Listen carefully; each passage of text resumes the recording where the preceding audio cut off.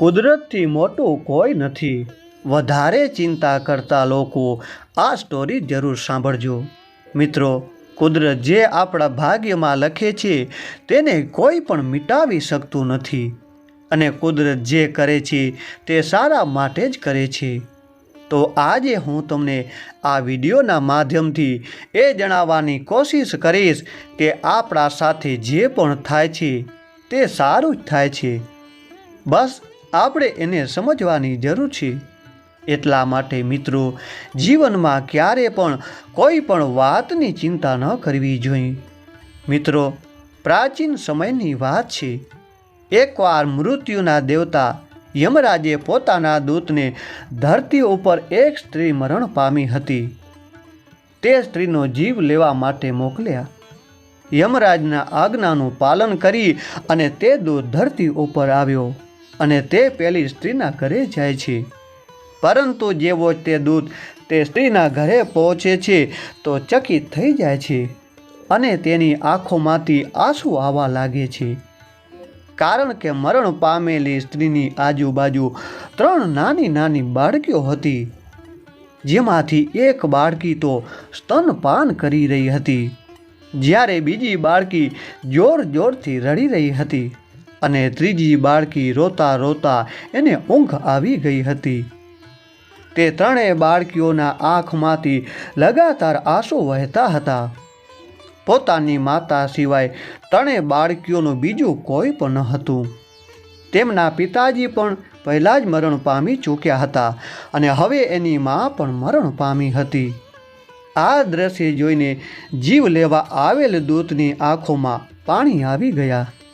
દૂત વિચાર કરવા લાગ્યો કે જો હું આ સ્ત્રીનો જીવ લઈ જઈશ તો આ નાની નાની બાળકીઓનું શું થશે? અને જો હું આ સ્ત્રીનો જીવ નહીં લઈ જાઉં તો યમરાજ મને દંડ આપશે. પરંતુ તે દૂતથી આ 3 બાળકીઓનું દુઃખ જોવાયું નહીં.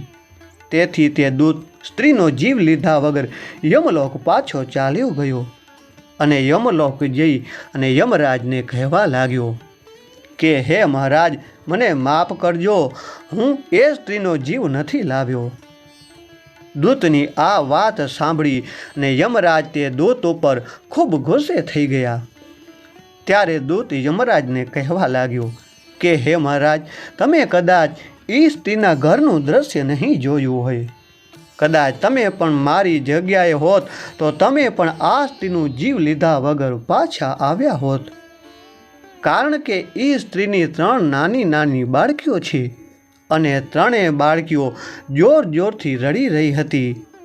તેમાંથી એક બાળકી તો સ્તનપાન કરી રહી હતી. તે ત્રણેય બાળકીઓનો હવે સંભાળ રાખનાર કોઈ નથી. હવે તમે મને કહો મહારાજ કે આવું દ્રશ્ય જોઈ અને હું કેવી રીતે એ સ્ત્રીનો જીવ લઈને આવું? મહારાજ, એ કરુણ દ્રશ્ય જોઈ મને તે સ્ત્રીનો જીવ લેવાનું મન ન થયું અને હું ખાલી હાથે તમારી પાસે આવ્યો. મહારાજ, જો હું તે સ્ત્રીનો જીવ લઈને આવ્યો હોત તો તે 3 બાળકીઓ અનાથ થઈ જાત અને એ 3 બાળકીઓનું સંભાળ કોણ રાખત? મહારાજ, એવું બની શકે કે આપણે એ સ્ત્રીને થોડુંક સમય આપીએ જેથી તે બાળકીઓનું પાલન પોષણ થાય અને તેઓ અનાથ થવાથી બચી જાય. આ સાંભળી અને યમરાજ હસવા લાગ્યા અને તે દૂતને કહેવા લાગ્યા, કદાચ તું વધારે સમજદાર થઈ ગયો છે અને તું પરમાત્માથી પણ મહાન થઈ ગયો છે. જેની ઈચ્છાથી જીવન મળે છે અને જેની ઈચ્છાથી મૃત્યુ મળે છે.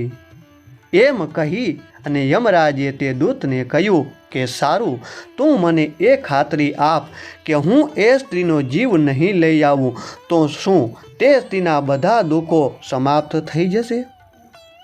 ત્યારે તે દૂત યમરાજને કહ્યું કે હે મહારાજ, જ્યારે તમે તે સ્ત્રીનો જીવ નહીં લ્યો તો તે સ્ત્રી જીવિત રહેશે અને તે બાળકોનું સારી રીતે પાલન પોષણ કરશે અને ફરીથી તેમના જીવનમાં ક્યારે દુઃખ નહીં આવે. આ સાંભળીને યમરાજ ફરીથી હસવા લાગ્યા અને દૂતને કહેવા લાગ્યા કે તે આ સ્ત્રીનો જીવ ન લાવીને એક મોટું પાપ કર્યું છે અને તેની સજા તને અવશ્ય મળશે. અને સજા એ છે કે તારે ધરતી પર જવું પડશે અને તું ધરતી ઉપરથી ત્યાં સુધી પાછો નહીં આવી શકે જ્યાં સુધી તને તારી મૂર્ખતા પર 3 વખત હસવું ના આવે. અને જ્યારે તું તારી મૂર્ખતા પર 3 વખત હસીશ ત્યારે તને પાછા યમલોકમાં આવવા મળશે. યમરાજની વાત સાંભળી અને દૂત ચકિત થઈ ગયો અને મનમાં વિચાર કરવા લાગ્યો કે મેં ક્યાં પાપ કર્યું છે, મેં તો બસ એ બાળકીનું સારું જ કર્યું છે. એમ વિચારીને તે દૂત યમરાજની વાત સ્વીકારી લે છે, કારણ કે દૂતને પોતાના પર પૂરો વિશ્વાસ હતો કે તે સાચો છે અને મેં ક્યાં કોઈ મૂર્ખતા નથી કરી, તો પછી હું મારી મૂર્ખતા પર શા માટે હસું. અને પછી તે દૂત યમરાજના કહેવા પ્રમાણે ધરતી પર ચાલ્યો જાય છે. ત્યારે ધરતી પર ખૂબ જ ઠંડી હતી. ઠંડીના કારણે તે દૂત ધ્રુજવા લાગે છે. ઠંડી સહન નથી થતી અને તે સડકના એક કિનારે બેઠો બેઠો ધ્રુજે છે. ત્યારે અચાનક ત્યાંથી એક મોચી પસાર થાય છે. તે પોતાના બાળકો અને પત્ની માટે ઠંડીના રક્ષણ આપતા કપડાં લેવા બજારમાં જઈ રહ્યો હતો. ત્યારે તે મોચી સડક કિનારે બેઠી રહેલા દૂતને જુએ છે. તેની પાસે ઓઢવા માટે એક પણ વસ્ત્ર ન હતું અને તે ધ્રુજતો હતો. તે દૂતની આવી દશા જોઈ પેલા મોચીએ પોતાના બાળકો અને પત્નીના કપડાને બદલે દૂત માટે ઠંડીમાં રક્ષણ આપે તેવા કપડાં લીધા અને તે મોચી દૂત પાસે ગયો અને તે દૂતને કહેવા લાગ્યો કે ભાઈ, તારી પાસે ઠંડીમાં પહેરવા માટે કપડાં કે ઓઢવા માટે કંઈ પણ નથી, તો હું તારા માટે આ કપડાં લાવ્યો છું, તે તું પહેરી લે, નહીંતર આવી ઠંડીમાં તું મરી જઈશ. મોચીની આ વાત સાંભળીને દેવદૂતે મોચીને કહ્યું કે મારે ઘર કે પરિવાર કાંઈ નથી અને રહેવા માટે કોઈ વ્યવસ્થા પણ નથી. આવી ભયાનક ઠંડીમાં હું ક્યાં રહીશ? ત્યારે મોચીએ કહ્યું કે ભાઈ, તું ચિંતા ન કર અને તું મારી સાથે મારા ઘરે ચાલ. તું મારી સાથે મારા ઘરમાં રહી શકે છે, પરંતુ ભાઈ, મારી એક વાત હંમેશા યાદ રાખજે કે હું મારી પત્ની અને મારા બાળકોને ઠંડીમાં પહેરવા માટે કપડાં લઈ જવા માટે પૈસા લાવ્યો હતો, પરંતુ તે પૈસામાંથી મેં તારા માટે કપડાં લીધા છે અને હું તને મારા ઘરે પણ લઈ જાઉં છું. તેથી મારી પત્ની આ બધું જોઈને ખૂબ જ ગુસ્સે થશે અને અશબ્દો પણ કહેશે, પરંતુ તું ચિંતા ન કરતો, થોડા દિવસોમાં બધું ઠીક થઈ જશે. એવું કહીને તે મોચી દૂધને લઈ અને પોતાના ઘરે ગયો.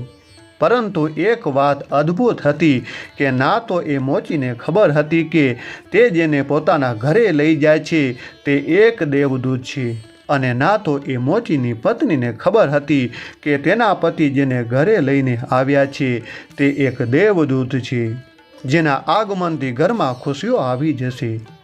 દેવદૂતને જોઈ અને મોચીની પત્નીએ કહ્યું કે તમે આ કોને લઈને આવ્યા છો અને તમે કપડાં કેમ નથી લાવ્યા?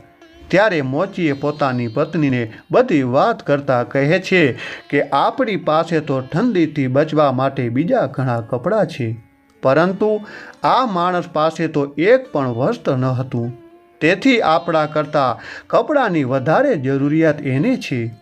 જો મેં એની મદદ ના કરી હોત તો એ આ ઠંડીને કારણે મરી ગયો હોત. અને આ માણસ પાસે ઘર પણ નથી, તેથી હું તેને મારી સાથે આપણા ઘરે લઈ આવ્યો છું. ત્યારે મોચીની પત્ની મોચીને કહ્યું કે આપણે અહીં ધર્મશાળા ખોલી છે કે તમે ગમે તેને ઘરમાં લઈને આવો છો? આપણા ઘરમાં જ ખાવા માટે કેટલીક મુશ્કેલી પડે છે, તેમાં તમે આ ભિખારીને પણ આપણા ઘરે લઈ આવ્યા. મોચીની પત્ની મોચીને ખૂબ જ અશબ્દો કહે છે. આ બધું પહેલો દેવદૂત સાંભળી રહ્યો હતો અને આજ તે દેવદૂત પહેલીવાર પોતાની મૂર્ખતા પર હસે છે. ત્યારે મોચી તેને હસતા જોઈ જાય છે. ત્યારે મોચી તે દેવદૂતને કહે છે કે કેમ ભાઈ, તું શા માટે હસે છે? ત્યારે તે દેવદૂતે મોચીને કહ્યું કે જ્યાં હું 3 વખત હસી અને એના પછી હું તને કહીશ કે હું કેમ હસું છું, એના પહેલાં હું તને કંઈ પણ ના બતાવી શકું. દેવદૂત પહેલી વાર એટલા માટે હસ્યો હતો કારણ કે મોચીની પત્ની જોઈ શકતી નહોતી કે તેના ઘરે એક દેવદૂત આવ્યો છે, જેના આગમનથી ઘરમાં ખુશીઓ આવી જશે. પરંતુ મોચીની પત્નીની પણ કાંઈ ભૂલ નથી, કારણ કે માણસ કેટલા દૂર સુધી જોઈ શકે. મોચીની પત્નીને તો બસ પોતાના બાળકોના કપડાં ન આવ્યા એને લઈને ચિંતામાં હતી. એટલે કે જે એની પાસે નથી તેને લઈને તે ચિંતિત હતી, પરંતુ દેવદૂતના રૂપમાં એને જે મળ્યું હતું એ તે જોઈ શકતી ન હતી. એટલા માટે મોચીની પત્નીની મૂર્ખતા પર દેવદૂતને હસે છે. જે કપડાં એની પાસે નથી એને લઈને મોચીની પત્ની દુઃખી અને ચિંતિત થાય છે, અને જે એની પાસે છે દેવદૂત એની એને કોઈ કદર નથી. ઘરમાં ખુશી ચાલીને આવી છે અને મોચીની પત્નીને કપડાની પડી છે. મિત્રો, જીવનમાં પણ દરેક માણસ સાથે આવું થતું હોય છે. જે વસ્તુ આપણી પાસે નથી કે જે વસ્તુ આપણા પાસેથી જતી રહી છે એને જેને લઈને આપણે દુઃખી અને ચિંતિત રહીએ છીએ, પરંતુ જે આપણી પાસે છે તેની આપણે કદર કરતા નથી, તેને આપણે જોઈ શકતા નથી. જે વીતી ગયું તેને આપણે પાછું લાવી શકતા નથી. એટલા માટે મિત્રો, પાછળની વાતો યાદ કરી અને જો આપણે બેઠા રહીશું તો આપણે જીવનમાં આગળ કેવી રીતે જઈ શકશું. મોચીના ઘરમાં રહેતા દૂતે 10 દિવસમાં મોચીનું કામ શીખી લીધું અને તે પણ સારા સારા ચંપલ બનાવવા લાગ્યો. અને જોત જોતામાં એ દેવદૂતના ચંપલ ખૂબ જ પ્રસિદ્ધ થઈ ગયા.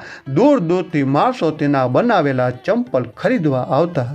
તેના કારણે મોચીના ઘરની દશા બદલાઈ ગઈ અને જોત જોતામાં મોચીના ઘરમાં એટલા બધા પૈસા આવવા લાગ્યા કે મોચી રાજા મહારાજાઓની જેમ જીવન જીવવા લાગ્યો. 1 વર્ષની અંદર આજુબાજુના તમામ રાજ્યોમાં આ વાત ફેલાઈ ગઈ કે મોચીને ત્યાં ખૂબ જ સારા ચંપલ બનાવવામાં આવે છે અને એની જેવા ચંપલ કોઈ પણ બનાવી શકતું નથી. તેથી આજુબાજુના જે પણ રાજાઓ હતા તે બધાના ચંપલ મોચી પાસે આવવા લાગ્યા, જેથી મોચીના ઘરમાં તો પૈસાનો વરસાદ થવા લાગ્યો. પરંતુ એક દિવસ બાજુના રાજ્યમાંથી એક સેનાપતિ મોચીના ઘરે આવ્યો અને મોચીને કહેવા લાગ્યો કે આ ચામડું ખૂબ જ કિંમતી છે. આ ચામડામાંથી તારે અમારા રાજા માટે મોજડી બનાવવાની છે, ચંપલ નહીં. પરંતુ ધ્યાન રાખજે કોઈ પણ ભૂલ ન થાય. અને આ લે નમૂનો. બિલકુલ આવી જ રીતે મોજડી બનાવજે અને ખાસ ધ્યાન રાખજે કે મોજડી જ બનાવવાની છે, ચંપલ નહીં.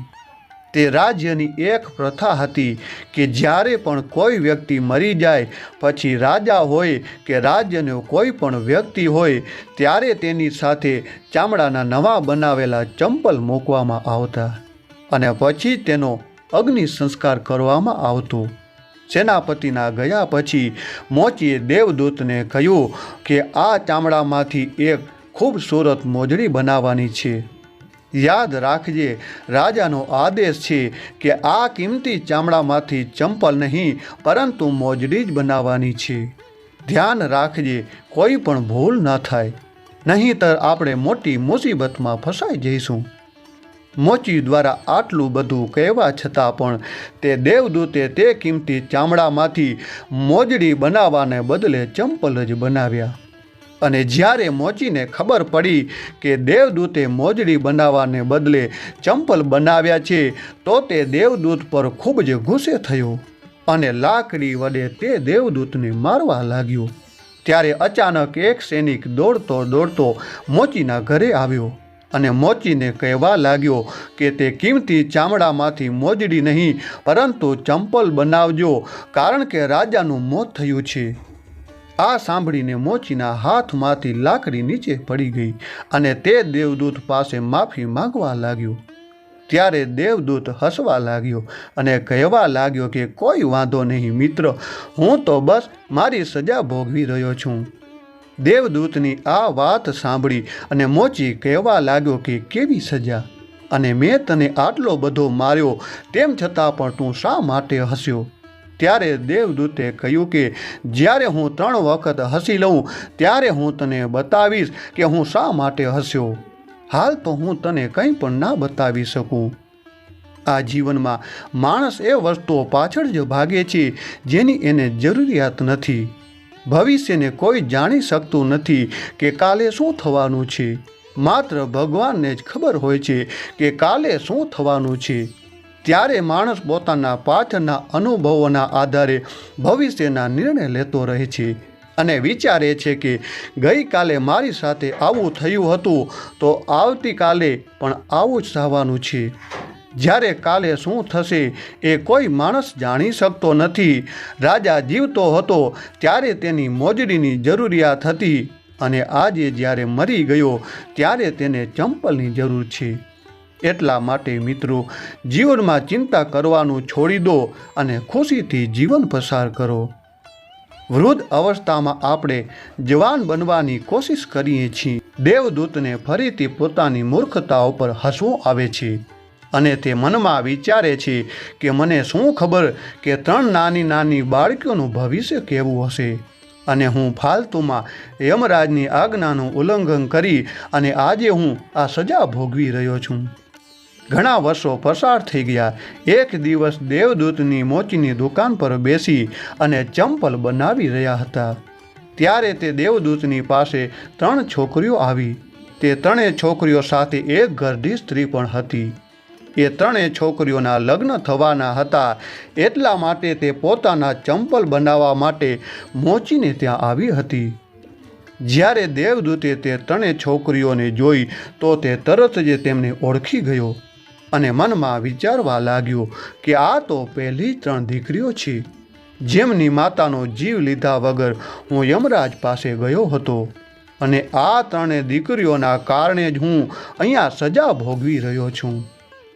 જ્યારે દેવદૂતે તે 3 દીકરીઓની હાલત જોઈ તો તે હેરાન રહી ગયો, કારણ કે તેમના પહેરવેશ ઉપરથી તો તે 3 છોકરીઓ કોઈ મોટા ઘરની લાગતી હતી અને તે 3 છોકરીઓ ખૂબ જ સુંદર હતી.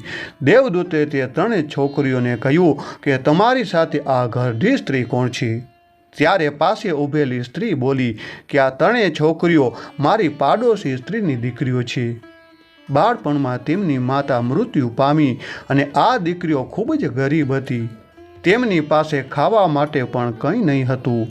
તેમની મા પાસે તો આ દીકરીઓને પાવા માટે દૂધ પણ ન હતું.